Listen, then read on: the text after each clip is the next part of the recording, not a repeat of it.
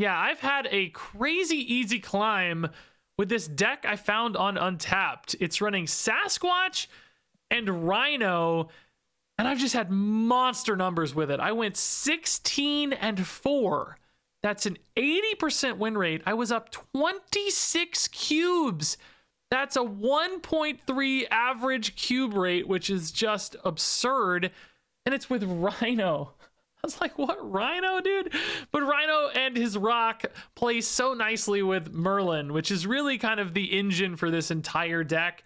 Having all of these incredible one-cost skills enables so many plays, once and future, and Polymorph in particular playing really nicely with tokens like the rock from Rhino, Hood itself getting, changed up to a 2-drop or shuffled out, and then Sentry's Void can turn into a 5-drop. Those are all insane plays. We've seen this Merlin, Sentry, Cersei, Annihilus package, this kind of 4-card core, across a lot of different little shells.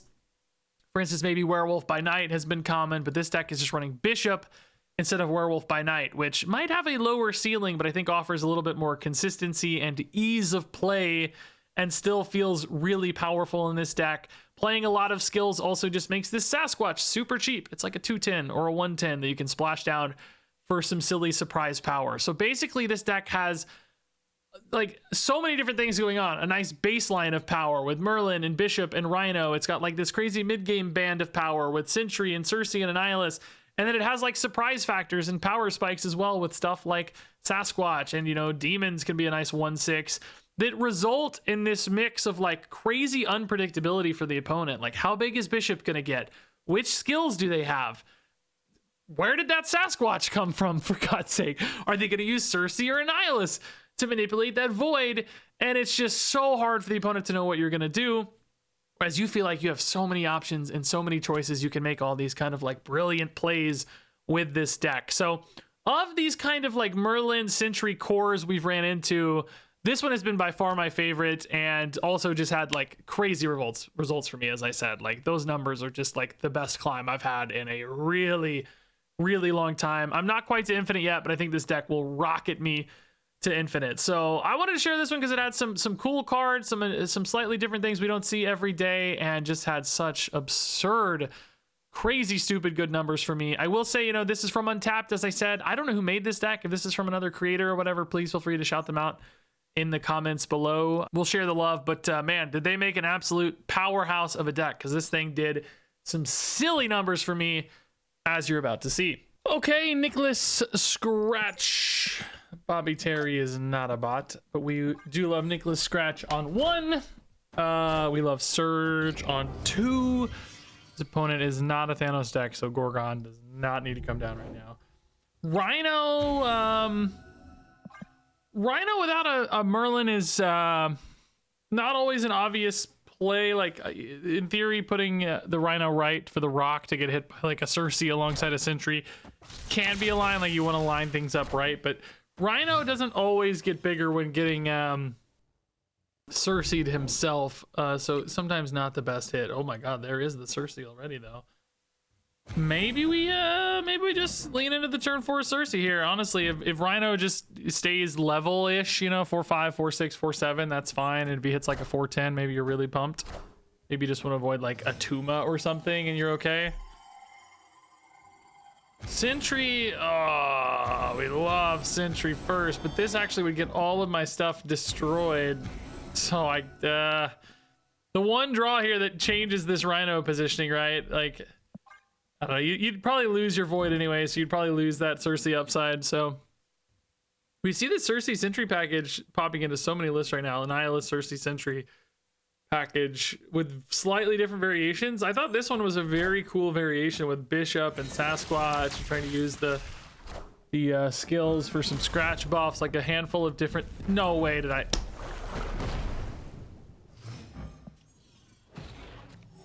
Bro, this has to be pre-recorded. This actually has to be pre-recorded. How in God's name? Dude, how many 4-drops are there? Like, I said, unless you hit a Tuma. This is crazy. How many 4-drops are there? All cards cost 4, 4, 8, 12, 16, 20, 24, 28. It's like two weird ones. It's 30, 34, 36, 40, 44, 47, 51, 55, 56 4 drops. 56 4 drops, dude. And I hit a Tuma, the 1 out of 56. Worst hit, I think, by a mile. Honestly, I don't think anything's as bad because it destroyed crazy amount of power. I'm so tilted. It does, interestingly enough, now give us a pretty decent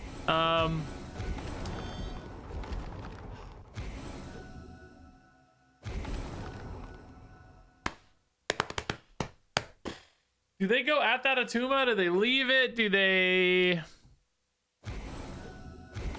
16 to 9? I mean, that's actually not crazy. The Galacta's a little bit scarier in some ways. I think this could flip both of these spots, honestly. I don't know. I just need to flip one of these two. Okay, it's definitely not this one. Okay, good God, dude. Sentry's not getting any weirdness, though. At least that void's staying over there, I guess. That should be fine, right? I think we went for the 16 left, didn't we? Yeah, we did. Okay, nice, dude, nice. Don't even need our Atuma to go off here, but saved anyway. Dude, that is a scary game, though. I actually hit the freaking Atuma. Close left, dude. I don't know if the hope made a difference with the Red Guardian, but it could have, right? They had a lot of reduced power output here, so. Hey, Merlin on 2. I actually think maybe playing this deck, you should probably just snap if you hit Merlin on 2. He's so good. It's so insane in this deck. Like, it's really nice. Ooh, a destroy deck. Is this a bot by any chance?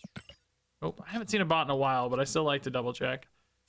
Merlin here, pretty good scaler that doesn't get in range of Shang-Chi ever. That seems fine. Yeah, we have Sentry Annihilus for a good like 3, 4, 5. I also don't hate Sentry left just because like if they Shang-Chi, you still have some power there. Shang-Chi on this, though, I mean, may not be that common. Do we have priority? No. Red Guardian here would have been so sick, dude. Oh, it would have been so nice. So sad. It could still happen, but I'm not going to risk it, right? Genosha, can we? I don't know. That might be a surprising line too there. I don't. They might try to use that. Oh my God. Oh, it's still marked. Okay. They may try to use that to destroy a Deadpool. Could we like somehow? I don't think there's any way for us to manipulate that, right? I think it's pretty much always. Definitely not. I don't think it worked anyway. But just thinking about it, maybe.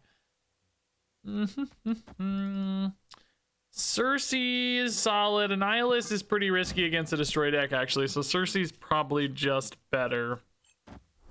But I don't know, man. This destroy deck's getting pretty much an unrestricted Deadpool here. It's going to be almost impossible to beat this.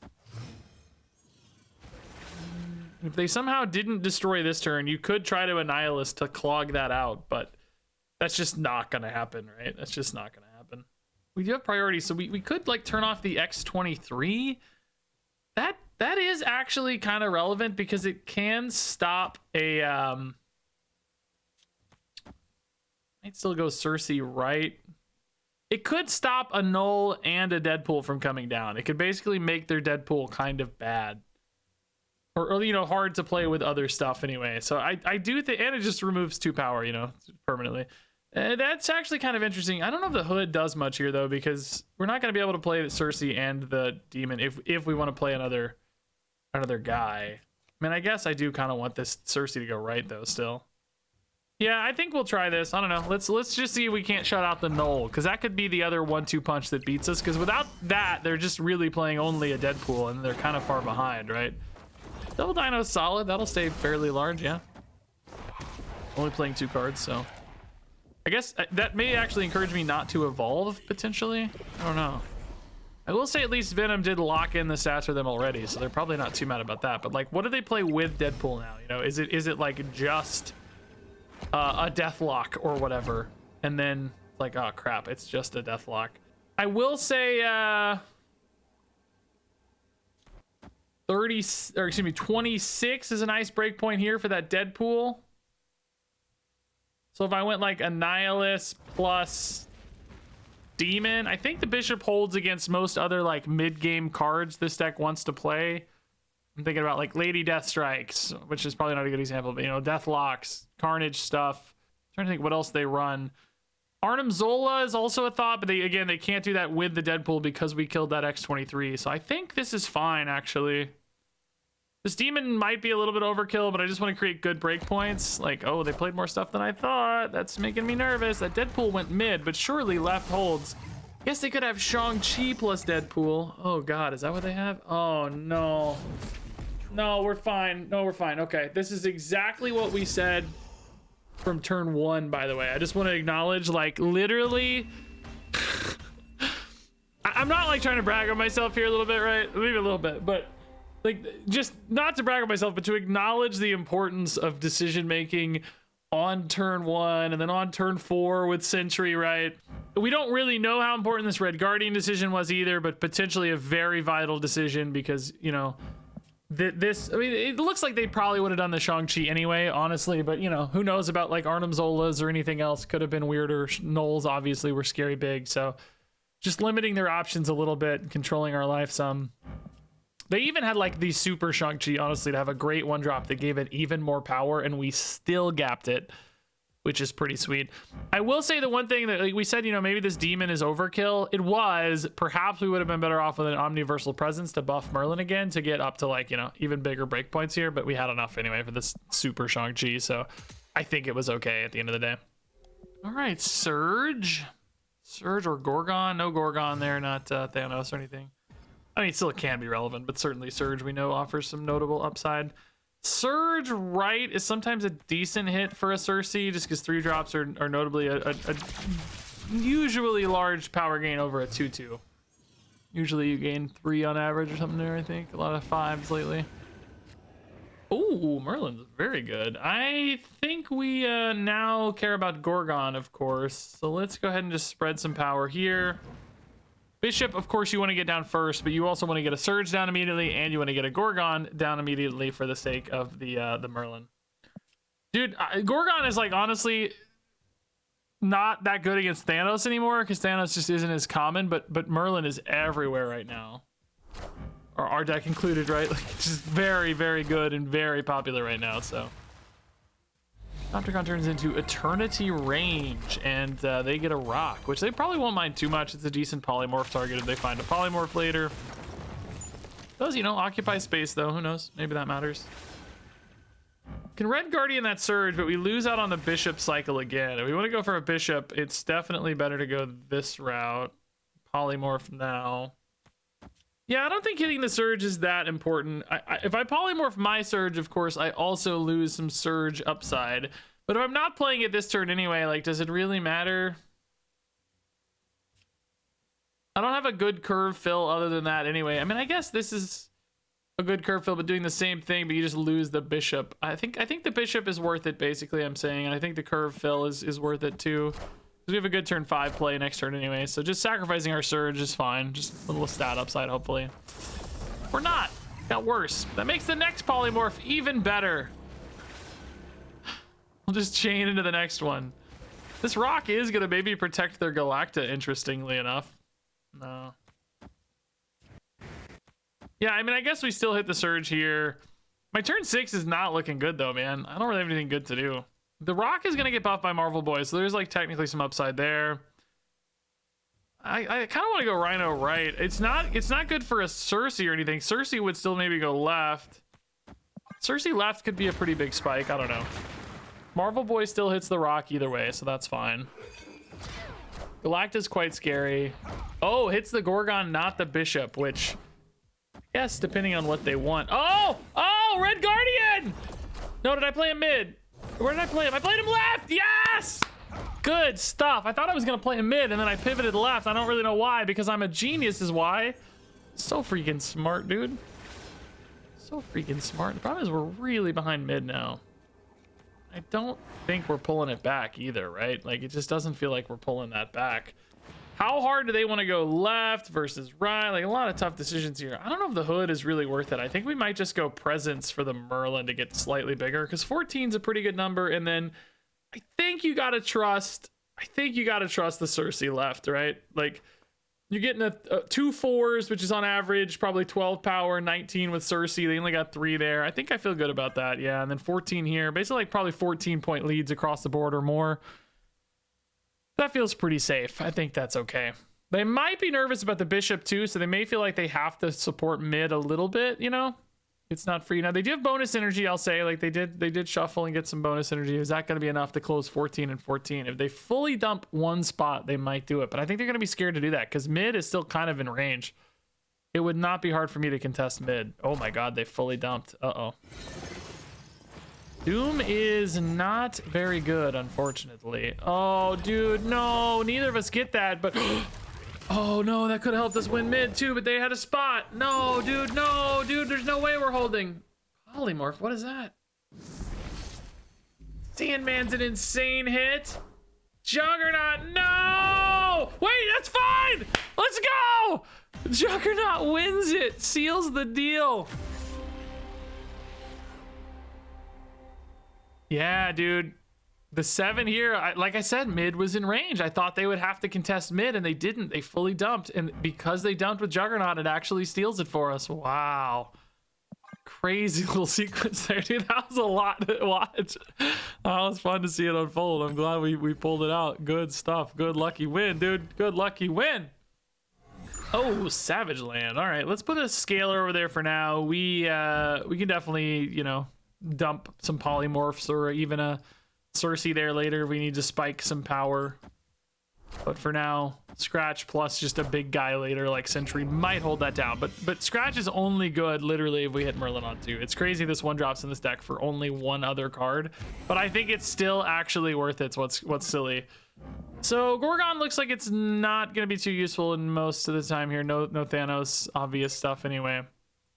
We'll go Bishop. We'll go hopefully like Sentry. Bonus energy might make a difference. Oh, well, actually, Hood. Okay, that makes the demon cost 2, so maybe Gorgon's not bad at all. Good job, Gorgon. Valley of the... We really did hit the Sentry. Wow. Okay. Did we go Sentry left? Do we trust that? Like, it's only 11. That's not much, man. I wouldn't have a way to get to it anymore. I think we got to go Sentry mid. It feels a bit like overkill, but... You know, Annihilus right then becomes pretty interesting. You can literally just play Hood Annihilus and maybe even go Hood left just to try to catch like both sides of it if they're really nervous about right. If they load up right, then you can maybe win left. Do they have like a Victoria hand? Like, what are we gonna see here? I don't know yet. Nico and only demon cards has not told us much yet. Let's see what this is. Sentry as well for the opponent. Oh, so now Annihilus becomes a very interesting decision because we presumably both have Annihilus. In those scenarios, you want to be the second Annihilus. Like, that's always the goal.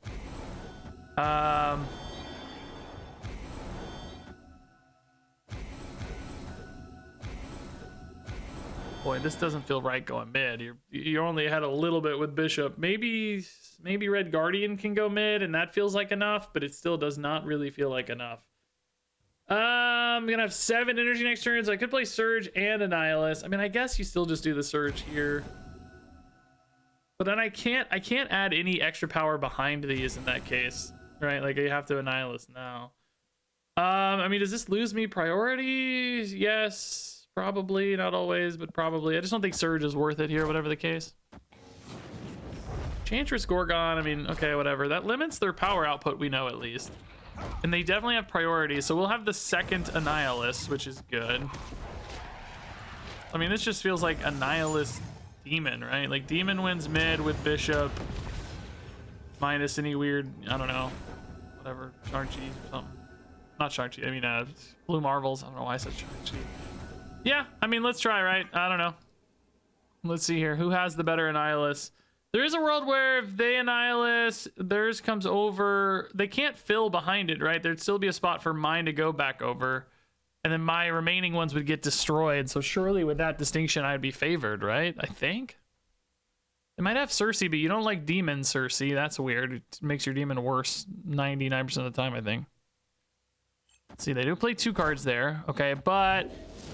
No Annihilus stuff. Okay, there's leaving space for my Annihilus then, for sure. That's kind of fine.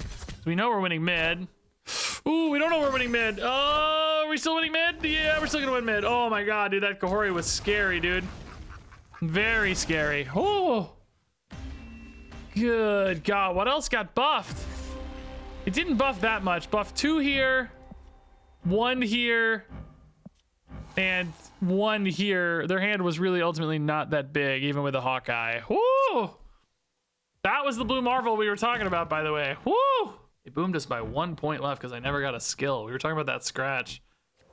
Jotunheim is spooky. It's tough for us. Just dump a Sasquatch there late or something. Gorgon is at least something to do on curve, but I would vastly prefer either Surge or Merlin.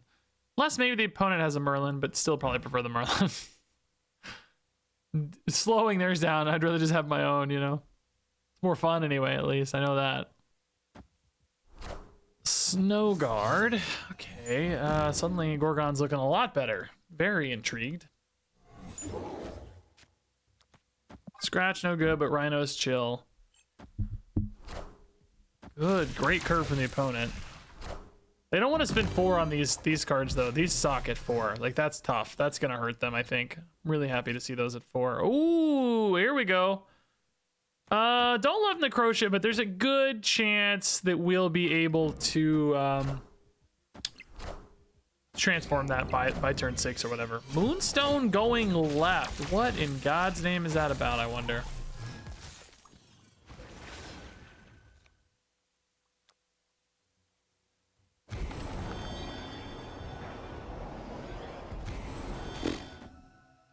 I mean, you don't really want to Cersei, right? But looking at it at the same time, it's also maybe not the worst thing that's ever happened if you do. Because it's a way to kind of make Necrotia better for you without having to rip your presence so that you can maybe presence Jotunheim. Oh! Okay, that does definitely expose me to Shang-Chi for real. Like, crazy hard exposure to Shang-Chi. I don't really expect them to have that based on what we see, but at the same time, obviously anybody can have Shang-Chi. You just never know. I will say that Cersei locks me in here. If I go for just a polymorph, I'm not as locked in. I could do Rhino presence over here, and then I could still Cersei next turn if I need it. Or I could go for Sasquatch if I want power output. I think this is a little bit safer line here. I only have one. I have 2 spots left. That's pretty good. I mean, if they do go for a Shang-Chi, they kind of have to do it on turn 6, which does mean, like, they're sort of locked in to turn 6, not being able to do a lot else. And I still don't really know what this Moonstone's about either, by the way. Maybe just for Victoria Hand, right? Victoria Hand we could maybe catch with a Red Guardian. Oh god, I didn't hit in turn. I'm so sorry, opponent. Oops. Whoopsie, whoopsie. There's Mirage. Still kind of pointing at Victoria, yeah, but Gorgon again, really good. That's going to be a bishop too, which just isn't really that strong because I don't have enough space available. Hawkeye, they could have a Kahori to buff the board. Kahori mid could maybe steal mid. Legion, interesting. Shang-Chi is no longer an answer, dude. Shang-Chi dead mid. That's crazy. Okay. They are just locked in, right? I don't know how they beat mid now. Now mid seems incredibly exposed. I guess we do this so that we can maybe still gain some power. We have priorities. This does help their danger room. If they go for Victoria, they could go Snowguard Bear gets a buff here. Nothing here gets buffed, so they could still maybe win this. They'd go to 20, and then they would need like something here, you know. We'd have to win left. We do kind of have to win left for the record. I wonder if I don't just like Sasquatch better for that reason. Maybe we just like Sasquatch because he's more numbers. Like Victoria wouldn't be that strong here because mid is still ultimately a little bit exposed. Yeah, 16 left does feel like it would hold against a Victoria, whereas mid seems a little bit under fire, I think.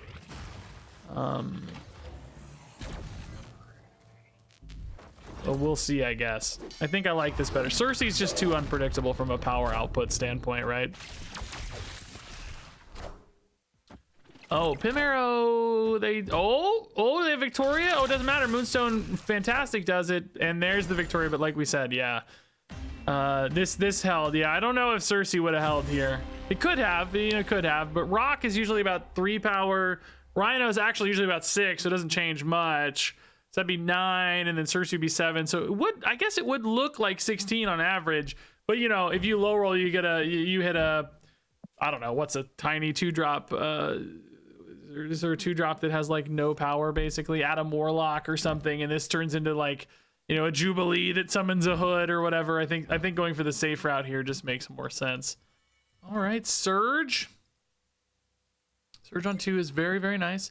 My collection level is higher than yours. That may be true these days. Oh, hold up, though. Hold up. We can look. Why am I not looking? It's not. It's not. I used to have like a top 3 collection level in the first year of the game. We didn't have public data, but of the synced data on a few sites, I had like a top 3 collection level for a long time there, because early on in the game I spent like $5,000 in the first 6 months or a year or something to get every card as fast as possible for videos. Since then I have basically stopped spending money. Now all I buy is specifically only the season pass and the gold pass. I spend $15 a month right now effectively for the last like year or whatever. Now that I'm caught up enough, I don't really have to spend much more. But man, for a long time there, I feel like I was 30,000 like a year and a half or 2 years ago almost. I'm only like 39,000 now. I haven't made it much further in the meantime. I didn't want to put Sentry mid, by the way, because I think that exposes you a little bit too much to a Shang-Chi mid. Like that's sometimes a free way for them to win. Same thing for Rhino mid. I don't want to put that stone there. You don't necessarily expect a Killmonger, but it's not impossible. So I think for now, let's just do Gorgon is a very good card to get down against Thanos in general. Rhino Rock is pretty solid left.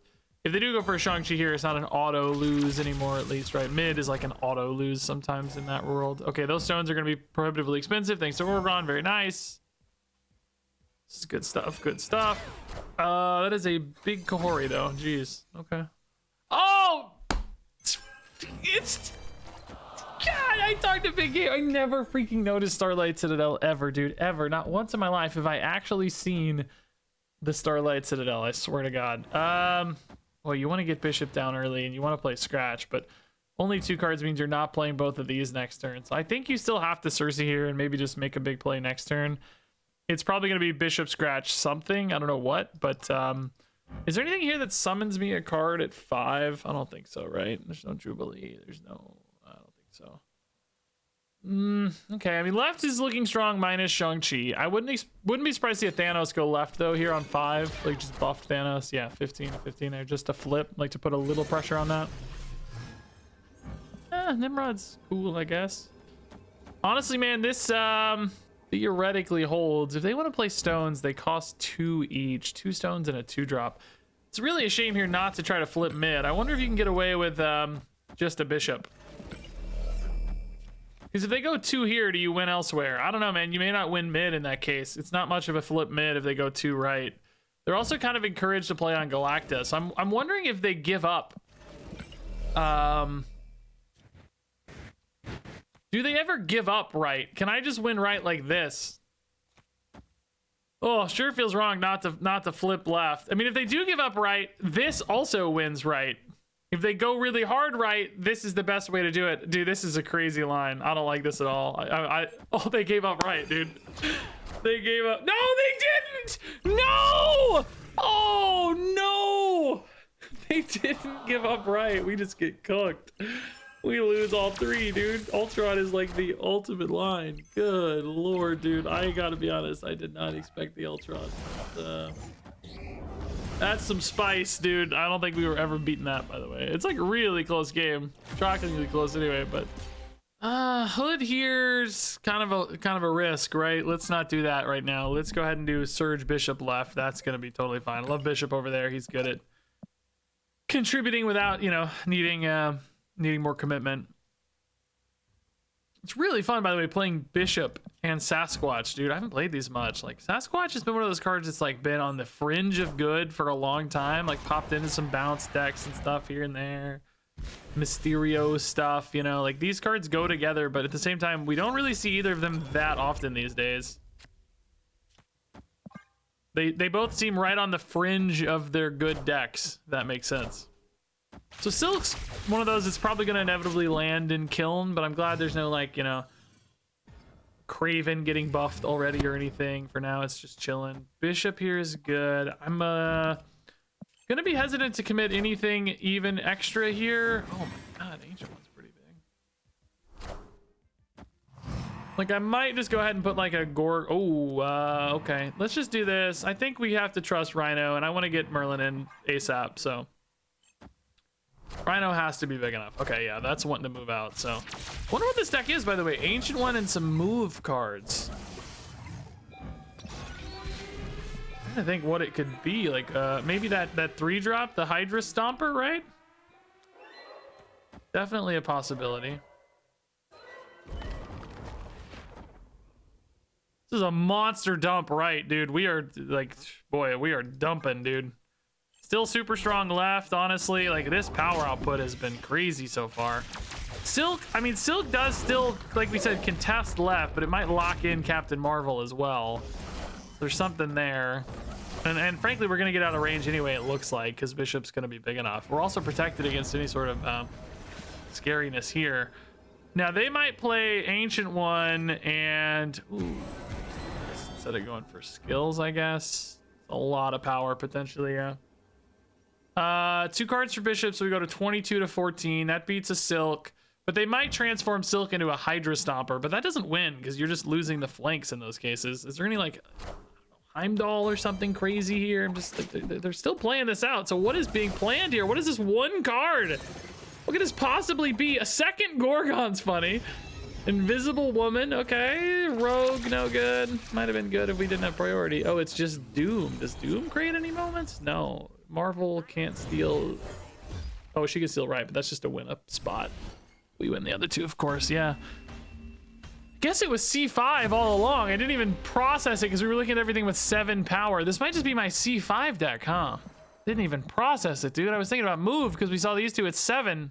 Yeah, good win for us, though, man. We've been out some absolute crazy numbers here. This was just a normal game, too. We did not do anything like, no location. I mean, what kind of Nemesis, I guess, chipped in a little?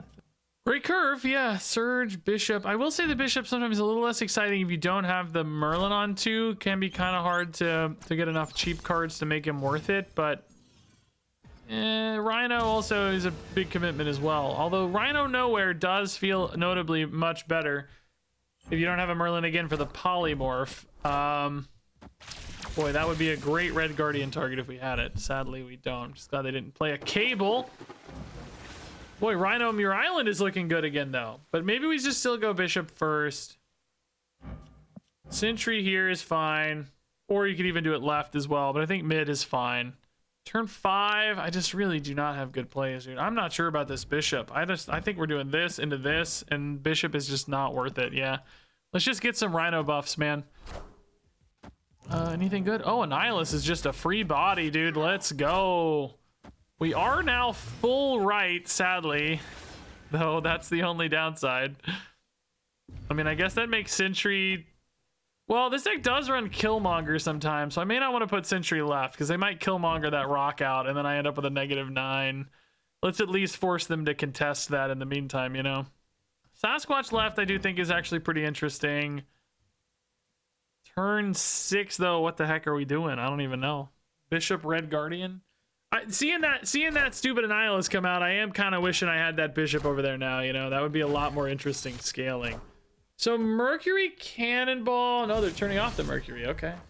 Mobius. All right. I mean, dude, every turn they don't have a guy there, I am netting a point. Like, it's gonna technically get harder and harder for them to make that happen. They have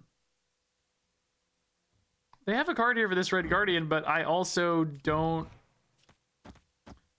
think we're gonna do this instead, because I may end up with priority still. I think there's a good chance I have priority because they're way behind mid and still behind right. They may not flip right until the final turn, like a Shang-Chi or whatever.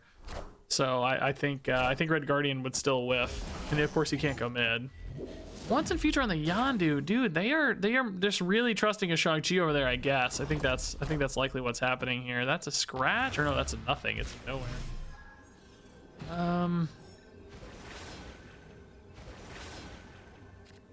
So Mobius does kind of kill my final turn here a little bit, honestly. sort of playing like specifically Sasquatch, maybe. Guess I mean, like if they go for Shang-Chi, they go to 19 and I go to 17, so I guess we do lose. I don't have any way to add a card over there after the fact or anything. I do trust mid for sure. I think we're already up 7 and I can boost bishop a little bit. This, you go up 8 mid, do you really trust that? And then do you think Sasquatch can hold if they Shang-Chi here? We never saw hoods, there's no demon. I think there's a chance this holds, man. It's like not a spicy play at all, but it might hold, honestly. It might hold. Like, let's see. Killmonger there, okay. And Yandu, that's just gonna lose, right?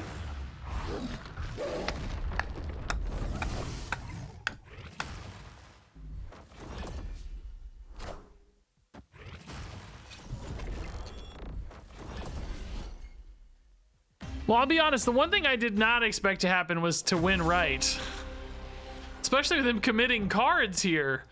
I was right about the Sentry, though, for the record. Like, putting Sentry over here would have screwed us, maybe, with the end of game. We would have dropped the -9 there and screwed ourselves. So that was a good call, I guess. But I am stunned that that happened. I don't know. We take those. Whoa, what did I discard? I discarded Cersei, and they discarded Agony. Oh, whoa, Agony is interesting. I haven't seen an Agony in a bit. Man, Deadpool maybe? Kind of like buff deck. Scarlet Spider. Got a Hazmat base portrait. That's pretty hipster portrait. I don't think they'd be playing Deadpool. Somebody with that hipster of a portrait's not gonna be playing Deadpool, dude. Like, they're thinking they're too cool for Deadpool. So it's gonna be something weird. It's gonna be like a buff deck. It's gonna be weirdness. Oh, dude, do I really want to get this Merlin down? I think we go this turn. Sorry, collapse mine. We're gonna skip 4. What if it's Sentry though, dude? Maybe I just play the Sentry. I don't know, man. Annihilus used to be able to handle this because he used to deal with the 0 cost, the 0 power rocks, but I need him to be playing a Hazmat, debuff the rocks, and then I'll just do Annihilus. That would be so sick. You know how proud I'd be if that happened? I'd be the proudest guy in America. Dude, they have 17 cards in their deck. I think I'm freaking playing Gorgon. I might just be giving up the mine, dude. I might just be giving up the mine. I don't know, dude. I mean, no, it's irresponsible. No, every turn, I don't know, dude. What is this? Let's see. Devil Dinosaur. Okay, it's gonna be a monster. I don't know, man. I need like a Sentry here, by the way. Like, Sentry would be the home run hit. Hood is not the home run hit, dude. These cards suck, dude. These cards suck, dude. I am getting a pretty big scratch, and I'm gonna have a really nice cheap Sasquatch, but I don't know if it's gonna be enough, dude. Devil Dinosaur looks like a nightmare to flip. I need a turn that's like Sasquatch, Demon, Sentry, maybe? I don't even know if I have... Oh my good lord. Those don't affect skills, actually, so we're kind of chill. Only Gorgon's getting hit, and that's kind of fine. Oh no, Hood's getting hit, you idiot. Skills are fine, though. So Hood's at least gonna be a decent stat output. Oh, Pixie could make a spicy play. Let's see, I don't know. Oh, you never know. Fisk Tower, okay. Presence again. Oh my god, Sentry, dude. Maybe we just abandon right here. This feels like an overcommitment though, right? 6 cards in hand. They don't want to play too many things.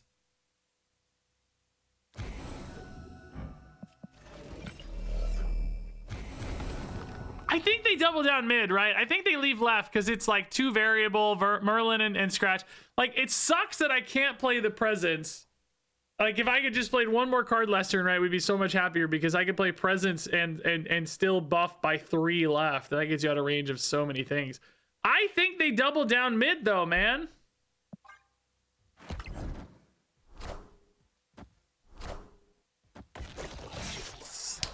Actually, almost one of these would have made... Actually, yeah, one would have won us the game. Oh, maybe not. Not if it was Sentry. But Sasquatch would have won a tiebreaker, right? Because we would have had another 3 power left. We would have been up 13. Oh, actually, it would have been a tie, I think. Hold up. They would have been up 15-2. And I would have been up 13 to 0. Yeah, so it would have been a tiebreaker. Yeah, but we leaned into the right commitments here. Yeah, nice.